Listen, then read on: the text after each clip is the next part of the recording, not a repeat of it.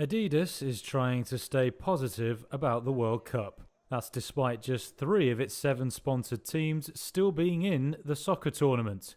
One of its biggest sides, Germany, crashed out on Thursday, but the sportswear company said Friday it still expected World Cup sales of around $421 million. Adidas said sales were currently higher than those at the 2018 World Cup in Russia. Adidas might be upbeat, but Germany's HDE Retail Association was not as optimistic. A spokesman from the group said Germany's exit would hurt the firm. It said without the German team, history showed that interest in fan merchandise usually dropped quickly.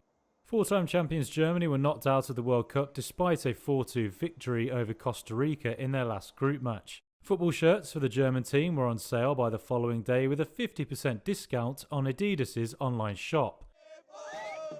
There was some consolation for the brand though, with Spain and surprise package Japan both going through.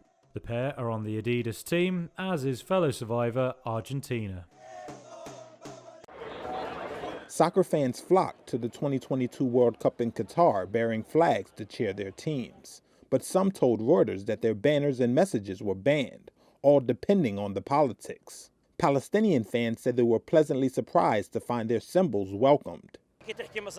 In a different country, maybe someone would hesitate to carry the Palestinian flag during such an occasion, the World Cup, an international or historic or sporting event. But here it is the first World Cup where we see on TV and everywhere that there is a welcoming attitude toward the Palestinians here.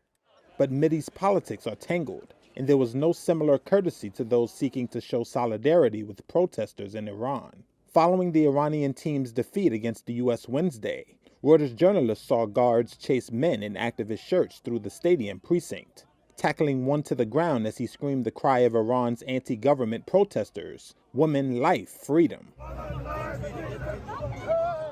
Farshad was an eyewitness to the incident. He had a shirt on his hand with a slogan of "Woman, Life, Freedom," and then he chanted "Woman, Life, Freedom," which the security or police or whatever you call them, we have same issue in Iran. They can't even let people have the basic right or express themselves. And then they pinned him, the guy down and took his shirt away. They tried, but he resisted, and then he took him away.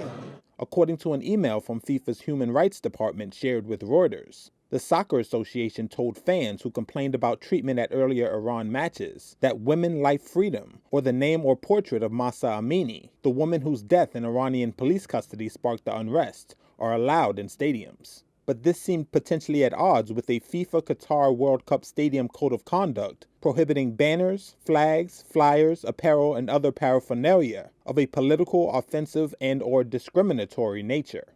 A FIFA spokesperson said it was aware of some incidents where permitted items were not allowed to be displayed at stadiums, and continued to work closely with Qatar to ensure full implementation of regulations.